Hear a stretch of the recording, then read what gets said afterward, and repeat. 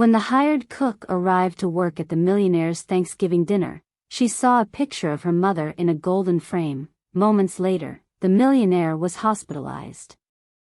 Before we dive into the story, make sure to hit that like button and subscribe so you won't miss the next stories. Stay tuned until the end, things are about to get intense. Now, let's get into it. Clara Reynolds stood in the dim glow of her small kitchen, the aroma of cinnamon and nutmeg lingering in the air from her early morning baking. The sun had barely kissed the horizon, and already the weight of the day settled on her shoulders, half nerves, half hope. This job was different. It wasn't a catering gig at a local community center or a wedding buffet table tucked in a rented hall. This was the Kane estate, a place spoken about with admiration and envy alike. A chance that could change everything. Clara Reynolds had always been defined by two things: her unwavering resilience and her knack for creating comfort through food. From a young age, she'd found solace in the kitchen, her hands busy kneading dough or chopping vegetables while the radio hummed low tunes. Growing up in a modest home where money was tight but love was abundant, Clara learned early that good meals could fill more than just empty stomachs. They could patch hearts and soothe worries. Her mother, Sophia, had been her guiding star until she passed away when Clara was only 8. Since then, cooking had become more than just a skill, it was a way to hold on to memories that threatened to fade. Clara had gotten the job at the Kane estate through a combination of skill and timing. Her reputation as a creative and dependable chef had spread through word of mouth among the city's elite, whispered at charity functions and dinner parties where her dishes had left guests clamoring for more. It was a referral from a former client, a local event planner with a knack for matchmaking chefs and prestigious gigs, that had landed her the chance to work for Alistair Kane's Thanksgiving dinner. When she received the call, Clara's initial disbelief was quickly replaced by a rush of excitement and nerves. This was the kind of opportunity that could open doors she'd only dared to glance at from a distance. The local culinary scene had taken note of Clara's skill, though her journey hadn't been without hurdles. Her first job at a small diner earned her the nickname, the Miracle Maker, after she managed to turn uninspired menus into beloved neighborhood staples. Still, ambition pushed her further. Catering private events had become her main source of income, with each gig bringing its own challenges. Yet, the job at the Kane estate promised something more: recognition, and the possibility of breaking into a world that had always seemed out of reach. The holiday season for Clara was a blur of bustling kitchens, late-night prep, and the comforting clatter of cookware. Most days started before dawn and ended well past midnight, with flour-dusted aprons and the hum of timers setting the rhythm of her life. While exhausting, she thrived in the chaos. It was a time when she felt most alive, pushing herself to new limits with recipes that challenged her skill. To Clara, these major events were more than just work. They were a stage where she could showcase her craft, a chance to create moments that people would remember long after the dishes were cleared. Though she wasn't yet a household name, she was known among those who mattered in the culinary world as reliable, talented, and driven. Clara's dark, wavy hair and wide brown eyes gave her an air of earnestness, but beneath that warmth was an edge of determination sharpened by years of hard work. Friends often joked that she could make a gourmet meal out of pantry scraps, but it was her spirit, undaunted and always hopeful, that truly set her apart. Despite setbacks and an ever-present thread of grief tied to the loss of her mother, Clara moved through life as if daring it to test her. Learning that she had been chosen to cook for the Kane family stirred an extra layer of anticipation in her.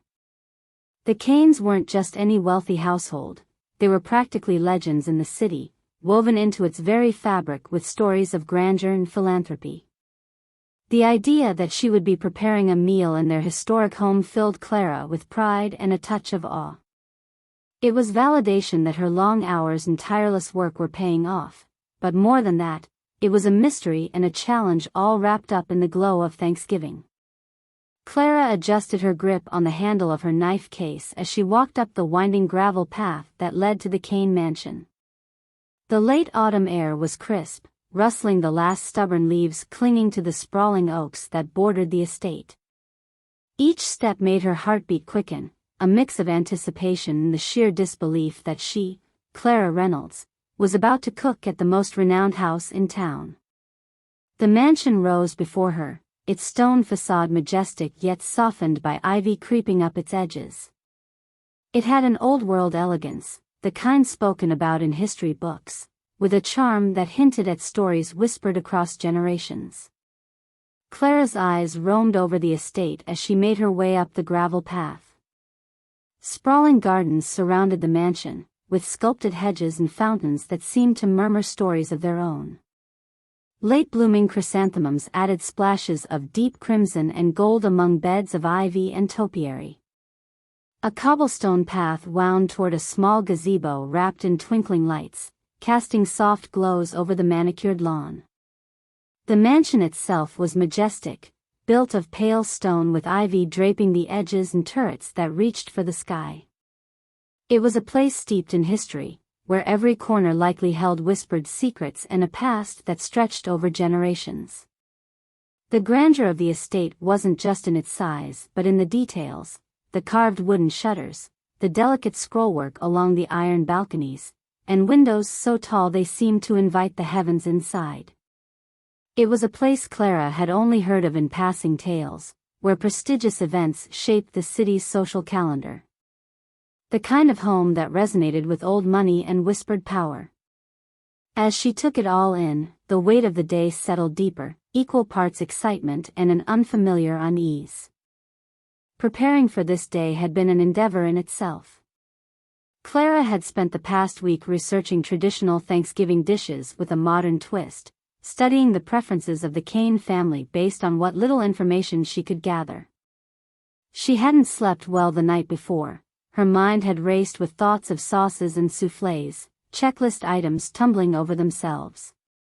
By 4 a.m., she was up, eyes bleary but resolute, double-checking her ingredients and packing her trusted set of knives, each one polished to a reflective sheen. Every step of her routine that morning had been a ritual of focus, a way to calm the nerves that threatened to steal her composure. Mr. Harris met her as she reached the service entrance, his demeanor as polished as the brass doorknob he turned to let her in. Clara took a deep breath and followed him inside, feeling the shift as the outside chill was replaced by the cozy warmth of the mansion's interior. She was led through narrow back corridors and into the kitchen, which buzzed with a controlled flurry of activity. The kitchen itself was expansive, its ceiling crisscrossed with exposed wooden beams, and light from tall windows filtered in, giving the room a welcoming glow. Copper pots shone from their hooks, and the faint scent of herbs, citrus, and something buttery wafted through the air. "Welcome, Miss Reynolds," Louise, the sous chef with auburn hair tied in a tight bun, greeted her with a nod. The rest of the kitchen staff followed with polite smiles, their hands busy kneading dough and arranging trays of appetizers. Clara introduced herself, her voice steady despite the flutter in her chest. She took a moment to set up her station, arranging her knives and checking her prep list one more time. "Miss Reynolds, before you begin, Mr. Kane has requested that you get a sense of the event layout," Mr. Harris said, reappearing at her side. "It will help with coordinating the timing and service." "Of course," Clara replied, wiping her hands on her apron before following him through a narrow hallway that branched off the kitchen. The corridor opened up to a grand ballroom that would host the dinner. It was a room worthy of a magazine spread, with high ceilings that seemed to stretch into eternity and walls lined with ornate mirrors framed in gold. Long tables were already dressed with pristine linens and adorned with centerpieces of autumn leaves and candles. She could imagine the low murmur of conversations, the clinking of crystal glasses, and the rich aroma of roasted turkey filling the room by nightfall.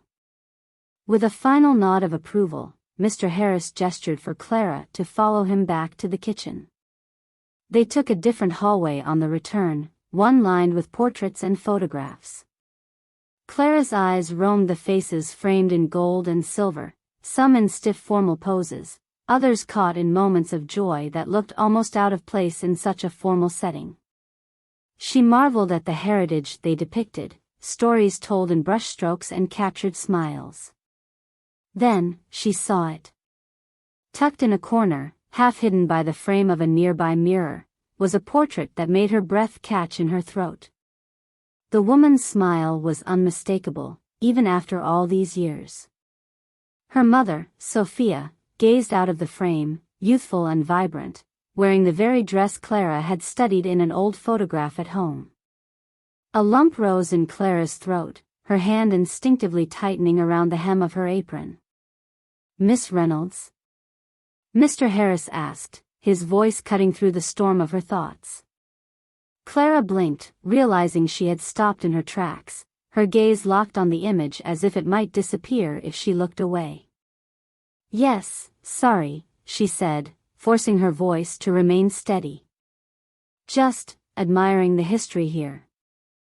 Mr. Harris tilted his head slightly, eyes softening. "It's a house full of memories," he said, almost as if he understood. With a last glance at the photograph, Clara swallowed the rush of questions and continued walking. The kitchen waited, the day's work still ahead, but the memory of her mother's smile stayed with her, tangled in both familiarity and mystery. Clara's hands trembled as she reached the kitchen, the sight of her mother's portrait still seared into her mind. She gripped the edge of the marble counter, the cool surface grounding her as she struggled to steady her breathing. The noise of the kitchen buzzed around her, saucepans clanging, knives chopping, voices rising and falling in an intricate dance. But all Clara could focus on was the question that now pulsed like a drumbeat in her chest. What was my mother's picture doing in this house? The memory of Sophia's smile, warm and carefree, was something Clara had cherished, a fragment of a past wrapped in both love and mystery. But here, in the Kane mansion of all places, it felt like finding a piece of a puzzle she hadn't known was missing. Her thoughts raced, colliding in a tangle of half-formed theories. Had her mother worked here once? Was she a friend of the family? The resemblance was undeniable, and that made it all the more jarring. "Clara, are you all right?" Louise's voice cut through the fog, her eyes narrowing in concern as she noticed Clara's uncharacteristic stillness. Clara blinked, forcing a smile that she knew didn't quite reach her eyes. "Yes, just taking a moment before things get busy," she said, willing her voice to sound light. It was a lie, but the kind of lie that made the world keep spinning when everything felt like it might come to a stop. "First day nerves are normal here," Louise said, her tone understanding. "Just remember, you're more than ready for this." Clara nodded, absorbing the reassurance even as her mind churned beneath the surface. She took a deep breath and turned her focus back to her prep station.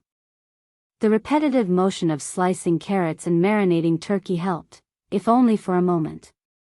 She moved on autopilot, hands skilled enough to work even as her thoughts strayed to the photograph and what it might mean.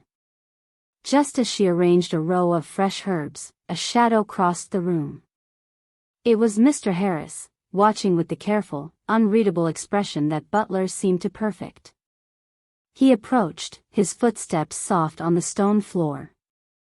"Miss Reynolds," he said quietly, his eyes perceptive in a way that made Clara feel seen. "I couldn't help but notice you seemed perturbed earlier in the corridor." Clara's heart thudded, and she gripped her towel tightly to stop her hands from shaking. She opened her mouth, closed it, then managed, "I'm fine, really. Just overwhelmed by the size of the house, I suppose." The butler tilted his head, a small, knowing smile playing at the corner of his mouth. "It does tend to have that effect. But if you need a moment or any assistance, please don't hesitate to ask." "Thank you," she said, the words barely above a whisper. Their eyes met for a brief moment, and Clara felt as if he might say something more, something that would break open the door to the questions gnawing at her. But just as quickly, he nodded and walked away, his stride confident as he left the room. Clara forced herself to return to her work. The kitchen was her stage, her safe space, where things made sense. But today, that assurance felt thin, like a dish missing its essential ingredient. The hours stretched on, punctuated by the hiss of pots and the low hum of conversations. She worked through the checklist methodically, her dishes taking shape with the kind of precision that had earned her this opportunity. But every time she moved, her eyes darted to the corridor, half expecting to see the photograph of her mother peeking around the corner. The image haunted her, urging her to seek answers she wasn't sure she was ready to face. As the afternoon light shifted, casting a golden glow through the tall kitchen windows, Clara prepared a tray of hors d'oeuvres for final inspection. The soft click of approaching shoes signaled Mr. Harris's return, his hands clasped behind his back. "Dinner service will begin promptly at 7, he announced. His eyes met Clara's briefly, and she felt a rush of something, curiosity, empathy, she couldn't tell. "Miss Reynolds, could I trouble you for a word before we proceed?" The kitchen's hum seemed to fade as heads turned. Clara swallowed, forcing herself to nod. "Of course," she replied, her voice steady despite the tightness in her chest. He led her aside, away from the bustle, to a corner where the ambient noise softened. "I meant what I said earlier," he began, his voice low and deliberate. "If there is anything on your mind, this house has seen its share of mysteries. You wouldn't be the first to find yourself surprised by what you discover here." Clara felt the hairs on her arms stand on end. "Why do you say that?" she asked, her voice trembling with the weight of unasked questions. Mr. Harris's eyes flickered with something unreadable, an almost imperceptible shift that hinted at knowledge left unsaid. "Simply that history tends to find its way back when you least expect it," he said, and before she could probe further, he straightened. "Now, we must return. The evening's guests will be arriving soon." Clara nodded, the words echoing in her mind as she turned back to the counter. The scent of rosemary and lemon filled the air, and as she resumed her work, one thought resonated louder than the others: this house knew her mother. And somehow, that truth was now reaching out to her through gilded frames and guarded glances. The ballroom was alive with the kind of chatter that ebbed and flowed like an ocean tide. The clinking of glasses, laughter trailing through conversations, and the warm glow of chandeliers set the stage for an evening of elegance. Clara weaved through the maze of guests with her tray of appetizers balanced in one hand, her senses on high alert. She knew that everything she did tonight would be scrutinized, and excellence was the only acceptable outcome.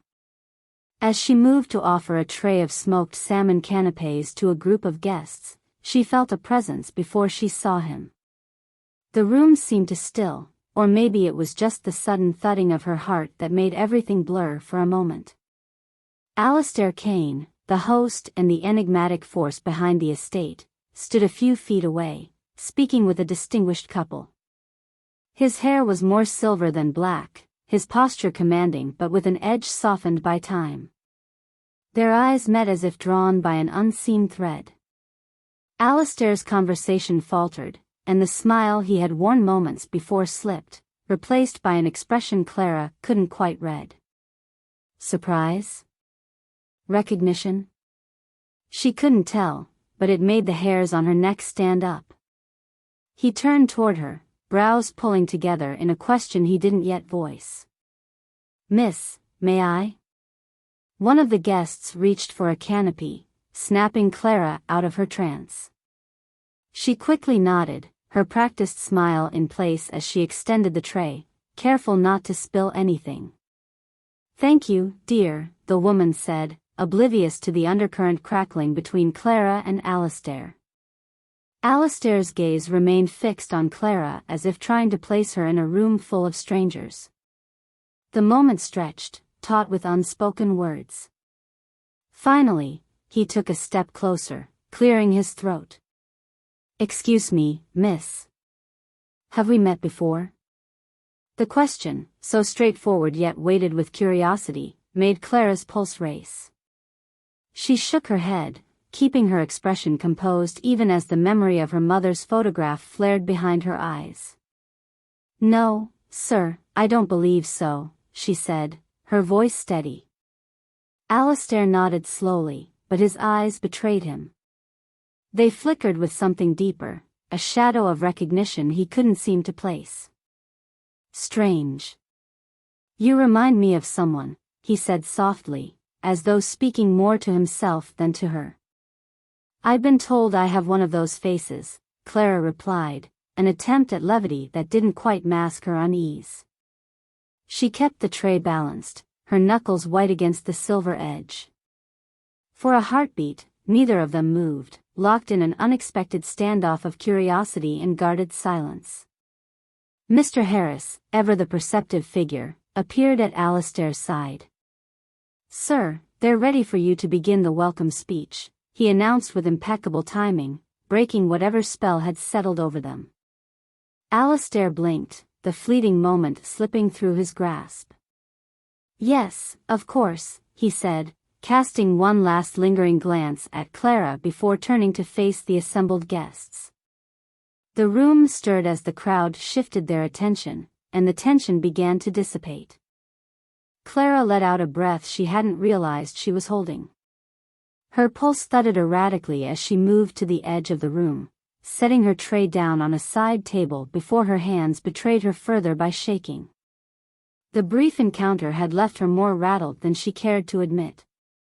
She had come prepared for culinary challenges, for managing timing and presentation, but not for this, for a conversation with Alistair Kane that seemed to hint at questions she didn't yet know how to ask. As Alistair's voice carried across the room, welcoming guests with practiced ease, Clara studied him from where she stood. He seemed poised, authoritative, the very picture of a man in control of his world.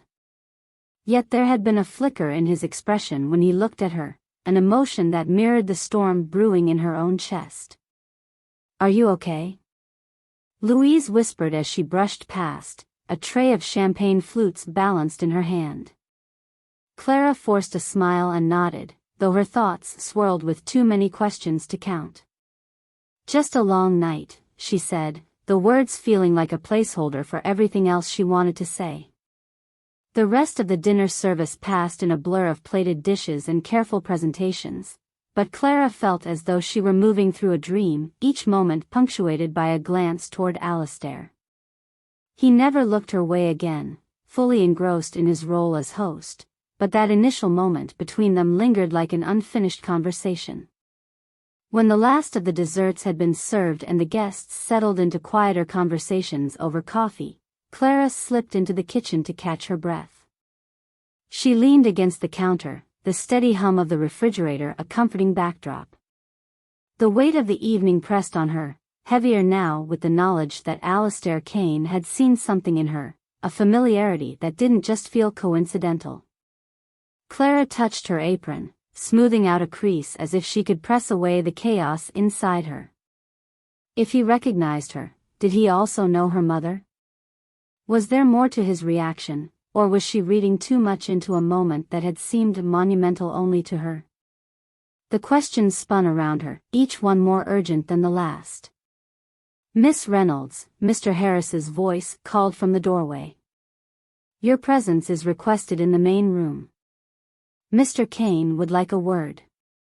Clara's heart skipped, her mind scrambling to prepare. This was more than a chance meeting. It felt like the beginning of an unraveling she wasn't sure she was ready for. With a steadying breath, she straightened her apron and followed Mr. Harris out of the kitchen, each step echoing the questions that refused to be silenced. The room was alive with the glow of candlelight and the murmur of conversation. The clinking of crystal glasses rang out like chimes as guests toasted to the evening, their laughter echoing off the gilded walls. Clara stood near the entrance to the kitchen, her eyes darting between the trays being prepared and the well-dressed crowd beyond. She caught sight of Alistair Kane, who had positioned himself at the head of the long dining table, a presence that commanded attention. Alistair raised a hand, and the room fell into a respectful hush. "Thank you all for being here tonight," he began, his voice steady but lined with a subtle weariness. Clara watched him closely, the nagging questions from their earlier exchange whispering through her thoughts. He took a breath, his gaze sweeping the room, and for a moment, it seemed like he was about to reveal something more personal, something that lay beneath the polished exterior he wore so well. Then it happened. The glass in Alistair's hand slipped, shattering against the floor as he brought a hand to his chest. His face twisted in pain, eyes wide with shock before his legs gave way beneath him. The fall was sudden, a jarring break in the carefully orchestrated evening, and gasps erupted around the table as chairs scraped against the floor and guests stood in panic. Clara's instincts kicked in before she even realized she was moving. Pushing through the sea of stunned faces, she reached Alistair just as Mr. Harris knelt beside him, his calm facade cracked with worry. "Step back, give him space," Clara said, her voice cutting through the chaos. Her hands were steady as she leaned over Alistair, noting the shallow rise and fall of his chest. She called out for someone to dial emergency services, though a guest was already speaking frantically into their phone. "Sir, can you hear me?" she asked, her eyes searching his for a response. For a flicker of a second, Alistair's eyes met hers, glazed and unsteady, but there. Clara felt a pang, sharp and unexpected, at seeing him so vulnerable, the powerful figure diminished on the floor of his own home. Alistair's breath came in quick, strained bursts, and Clara mentally sifted through the basics of first aid. She kept her hand on his shoulder, a gesture meant as much for reassurance as for stability. "Help is on the way," she said, hoping the words reached him as murmurs rose in the background, the guests watching with expressions of shock and helplessness. The minutes dragged, heavy and suffocating. Mr. Harris stood by, his hand hovering near Alistair's other side as if poised to act but unsure how. The room had shifted from a space of celebration to one held in an uneasy suspension, anticipation clinging to every guest like a cold draft.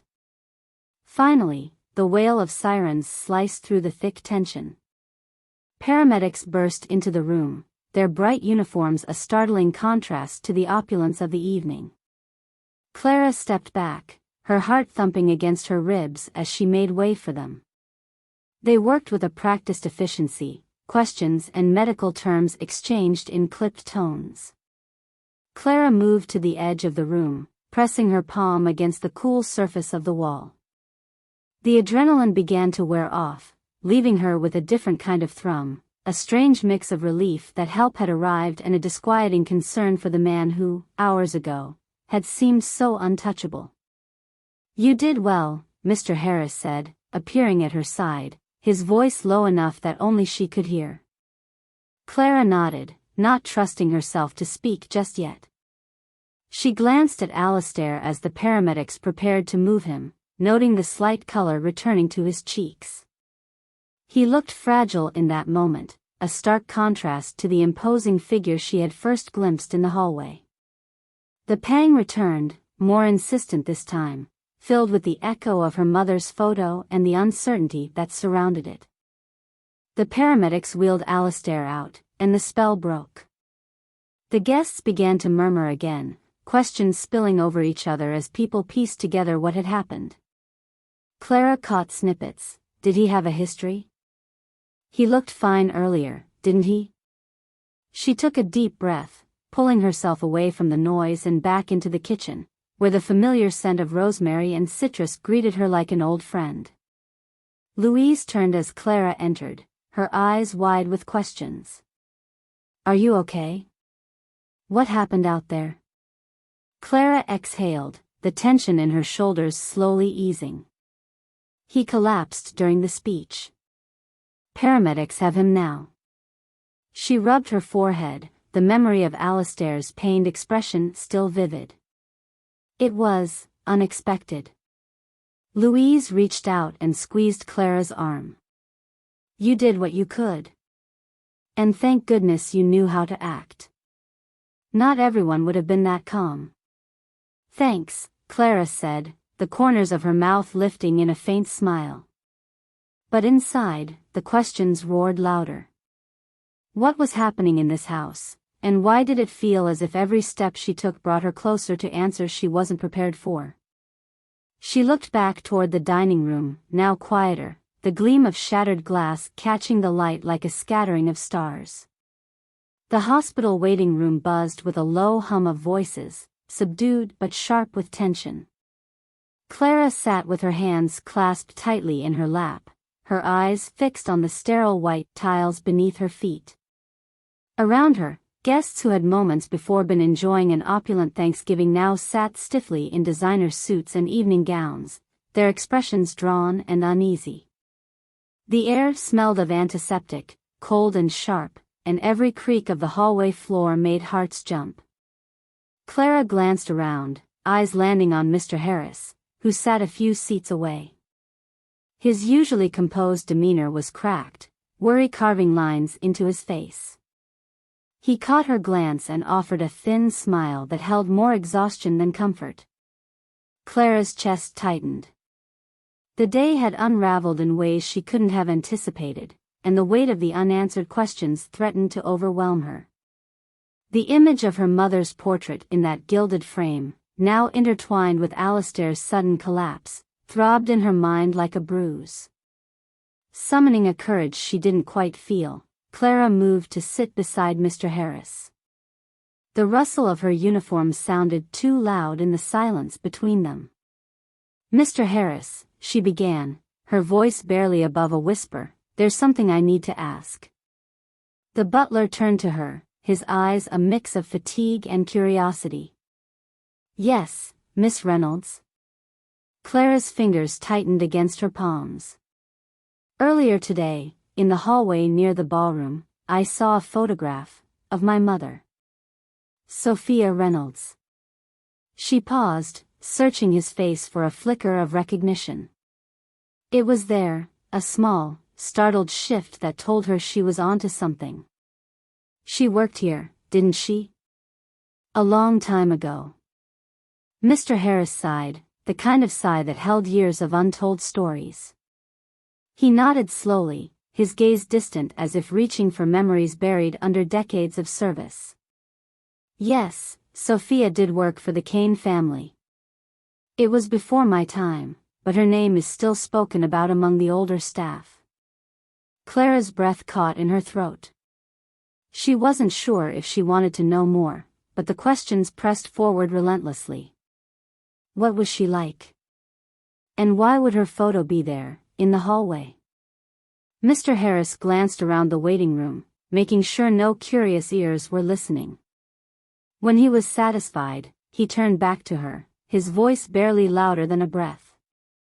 Your mother wasn't just an employee, Clara. She was admired, deeply respected, even cherished. She worked as a personal assistant and managed various household affairs, but it was more than that. She was close to Mr. Kane. Very close. A chill raced down Clara's spine, sending goosebumps across her skin. What do you mean? She asked, though she feared the answer. There were always whispers among the staff, Mr. Harris continued, his eyes softening. Rumors that she and Mr. Kane had a deeper connection than anyone wanted to admit, especially in those days. It was complicated, family expectations, the weight of legacy. But anyone who saw them together could tell there was affection. Clara felt the room tilt, her world reshaping itself with each word. The pieces that had never quite fit into her mother's past now clicked together with an almost cruel finality. She tried to speak but found her voice caught, tangled with emotion. I don't know how it all ended, Mr. Harris said gently, placing a reassuring hand on her arm. But I do know that when Sophia left, it changed Mr. Kane. He became more guarded, more driven. It was as if he had lost something that couldn't be replaced. Clara's mind raced, memories of her mother's stories and the way she would fall silent when asked about her past.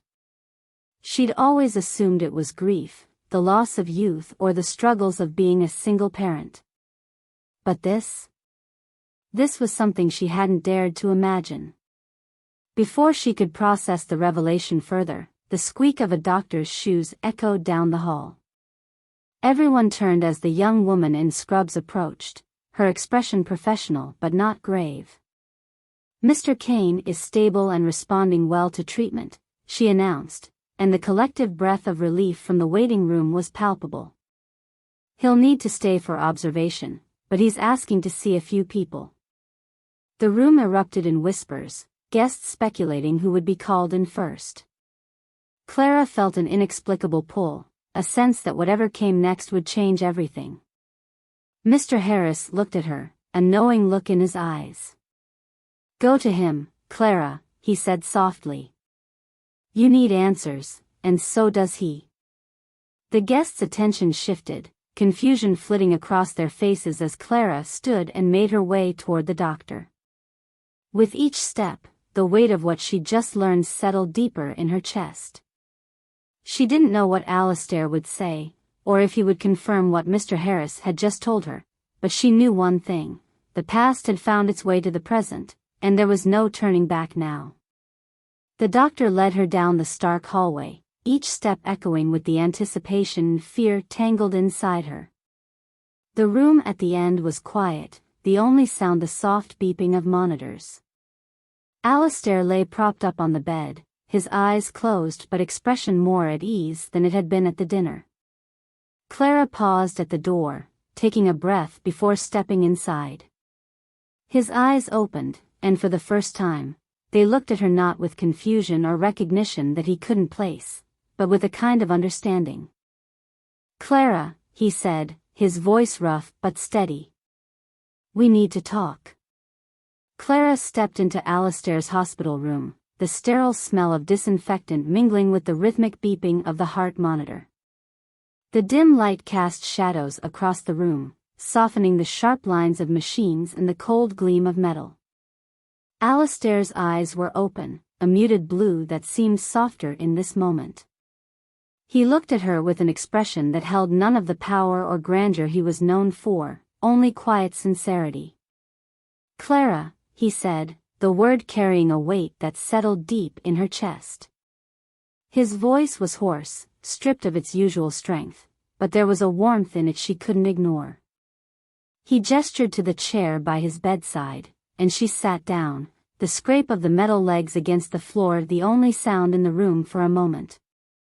"I need to explain," he said, pausing as if gathering the right words from the silence.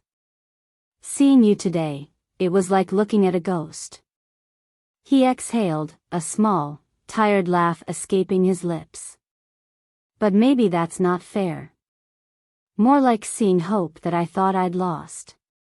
Clara's pulse quickened, her hands clenched in her lap as she waited for him to continue. The question that had been simmering inside her since she first spotted the photograph threatened to spill out, but she held it back, sensing that Alistair needed this pause as much as she did. "I loved your mother, Sophia," Alistair said, the name falling from his lips with a gentleness that made Clara's heart ache. "She wasn't just someone who worked here. She was everything. We met when she first started as a personal assistant, and it didn't take long for me to see she was different. She challenged me, made me see the world outside these walls." Clara's eyes pricked with unshed tears, her mother's laughter and kind eyes playing in her memory like a scene from an old film.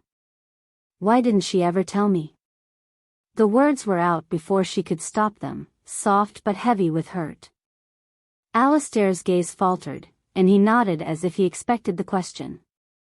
"We planned to tell you. I wanted to marry her, but my family, they didn't approve." Old money and their old rules, he said, bitterness cutting through the otherwise gentle tone. I tried to fight it, but the more pressure I faced, the more it affected her. Sophia was strong, but she knew the cost. We argued, and before I could make things right, she left. Clara felt her breath hitch, the room seeming smaller and larger all at once. The walls, the pale green curtain, everything blurred as Alistair's words sank in. But she had me, she whispered, the realization dawning like a sunrise. You knew she was pregnant? A shadow crossed his face, regret deepening the lines around his eyes. I did. I found out after she left. I tried to reach her, but by then, your mother's family had stepped in. They kept me away, convinced it was best for her, best for you. They wanted to protect her from the kind of life that had caused her so much pain. Clara's throat tightened, each beat of her heart a drum in her ears. The questions she'd carried for years, the moments when she felt adrift without knowing why, it all pointed back to this. The anger she'd expected didn't come, just an ache that spread through her chest. She must have loved you, Clara said, half to herself, remembering how her mother's eyes would shine with a faraway look when she spoke of her younger days. Alistair closed his eyes for a moment, a slight tremor in his jaw. She did. And not a day has passed when I haven't thought about her, about you. The life we should have had. He opened his eyes, meeting hers with a mixture of hope and apology. I wish I could say I fought harder, but fear and pride, they're powerful things. Clara sat back, the weight of years shifting as truths settled into place. She saw her mother with new eyes, the choices she must have faced, the sacrifices made not just for survival but for Clara's future. And Alistair, the man who had seemed untouchable, now revealed as someone who had lost as much as he had gained. The silence between them was profound, filled with the echoes of what-ifs and paths untaken. Finally, Alistair reached out, his hand trembling as it found Clara's. I know I can't change what's happened. But I hope you'll let me be part of your life, whatever that looks like.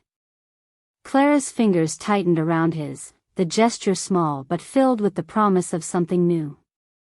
The questions hadn't all been answered, and the path ahead wasn't clear, but in that moment, she felt a thread of connection take hold, pulling her out of the past and into something unknown but hopeful. I think, she said, her voice soft but sure, we both deserve that chance. Clara sat by the window of Alistair's hospital room, her eyes drawn to the city lights that twinkled like a million tiny reminders of stories she'd never known. The silence between them felt charged, a current of emotions running under the surface. The air was thick with words yet to be spoken, with questions that refused to settle. She stole a glance at Alistair, who watched her with a look that held both hope and trepidation. It feels like too much, Clara admitted, her voice raw as she wrapped her arms around herself. The weight of everything, the truth, the years lost, the yearning she'd buried, pressed on her chest. Anger and longing intertwined, leaving her teetering between them. All this time. I never even knew there was something to find. Alistair's face crumpled with regret, the lines around his eyes deepening. I understand if you're angry, Clara. I should have fought harder, reached out further. I let pride and fear keep me from the most important thing in my life. His voice cracked, and he reached into the drawer of the bedside table, pulling out a small, weathered box. But not a day passed that I didn't think of you and your mother. Clara's heart thudded as he opened the box, revealing an assortment of delicate mementos.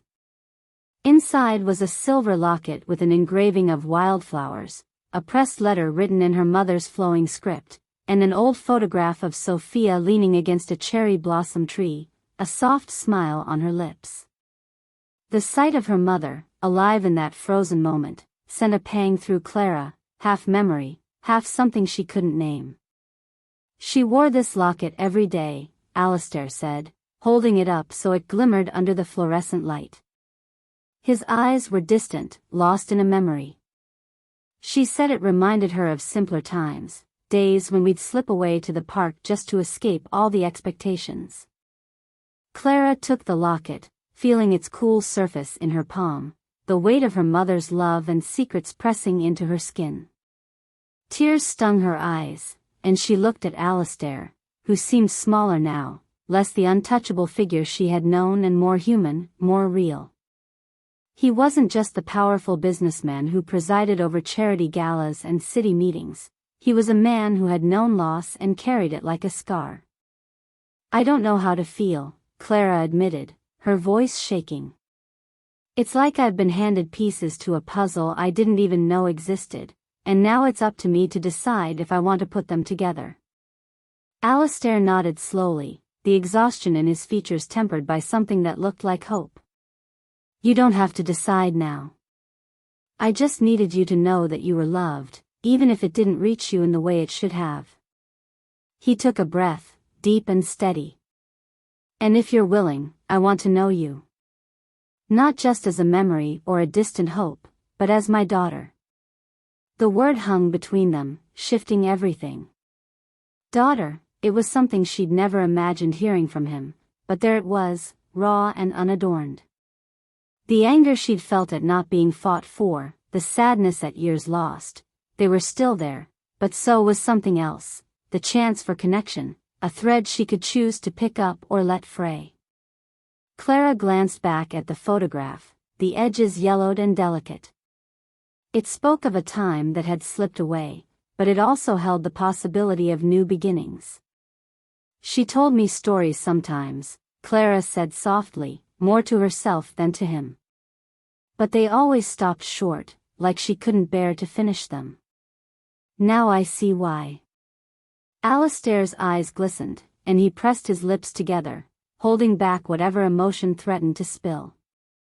"She wanted to protect you. I see that now." Silence fell between them again, but it was different this time, softer, as though both were waiting for the other to take the first step. Clara's gaze shifted from the locket to Alistair, the realization dawning that while the past couldn't be changed, it could be faced, shared, and rebuilt piece by piece. She let out a slow breath. "I don't know what this means for us," she said, meeting his eyes, "but I think I'd like to find out." Alistair's expression cracked open with relief, a quiet smile that reached his eyes. "We'll take it one day at a time." Clara's heart settled, still unsure but no longer heavy with isolation. The anger and sadness hadn't vanished, but they were tempered now with something new, a flicker of what might come next. She glanced down at the locket, feeling its gentle weight in her hand, and for the first time in years, felt as if she were holding more than a memory. She was holding a promise. The soft glow of evening settled over the city as Clara arranged the small tray of food on the table in Alistair's hospital room. The fare was simple: cranberry sauce, slices of turkey, and mashed potatoes with just the right amount of garlic and cream. It wasn't the grand feast planned at the mansion, but there was something special about this makeshift dinner. It was quieter, more intimate, and laced with the kind of warmth that Clara realized she had been missing her whole life. Alistair sat up with the help of an adjustable bed, his eyes catching the light with a hint of mischief. "I can't remember the last time Thanksgiving dinner was this uncomplicated," he said, a small chuckle escaping his lips. Clara smiled, the sound of his laugh unfamiliar but welcome. "Well, I'm afraid this doesn't quite meet the Kane estate's usual standards," she teased, setting a plate on his tray. "But I promise the chef did her best under the circumstances." He lifted a fork, pausing to look at her with eyes that no longer carried the weight of distance but of shared history. "If you made it, it's already the best I've had in years," he said, and the sincerity in his voice wrapped around her like a blanket. They ate slowly, the silence filled with the stories Alistair finally shared, tales of stolen moments with Sophia under the cover of moonlight, whispered conversations in the library where they dreamed of a life unfettered by expectations. Clara listened, the image of her mother painted anew with every detail.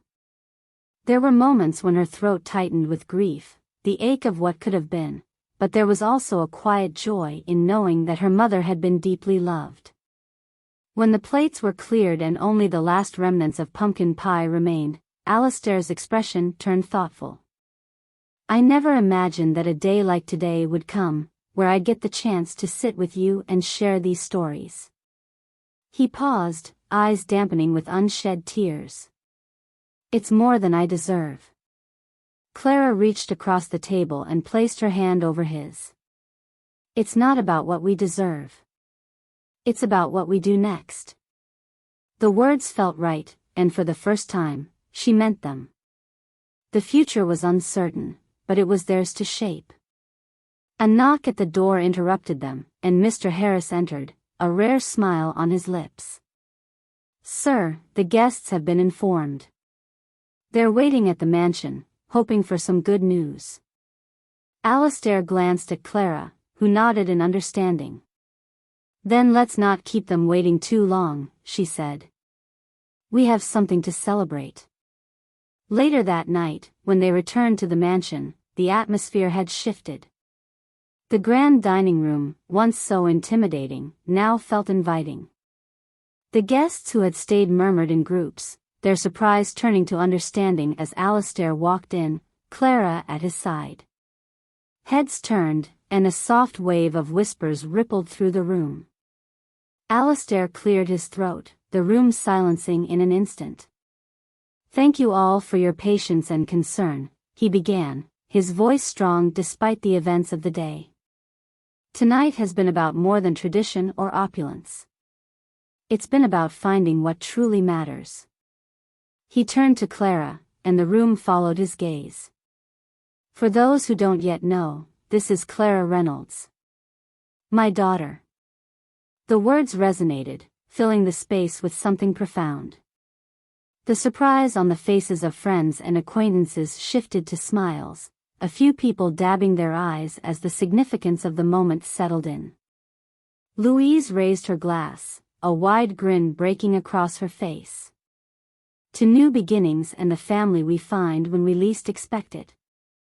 A chorus of "to new beginnings" followed, and glasses clinked together in a toast that was both heartfelt and bittersweet. Clara felt a warmth she hadn't known she craved, a sense of being claimed, not by name or heritage, but by love.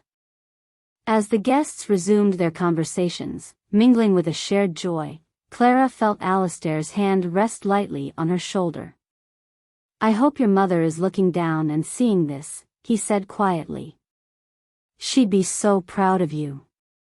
Clara looked at him, tears brimming but not falling. "I think she's been with us all along," she replied. Later, when the last guests had left and the mansion had quieted, Clara walked through the hallway with its golden frames. She paused in front of the photograph of Sophia, the one that had first set everything in motion. Taking a deep breath, she reached into her pocket and pulled out a new picture, one that Mr. Harris had taken earlier in the evening. In it, she stood beside Alistair, their expressions a mix of joy and cautious hope. Carefully, she placed the new photo beside her mother's. It wasn't a perfect story, but it was theirs, pieced together with moments lost and found. The past hadn't been rewritten, but tonight, it felt as though it had been acknowledged, honored, and woven into the future. Clara traced the edge of her mother's frame, feeling the pulse of something complete yet still unfolding. And as she turned to walk away, the warmth of belonging settled deep, steady and real.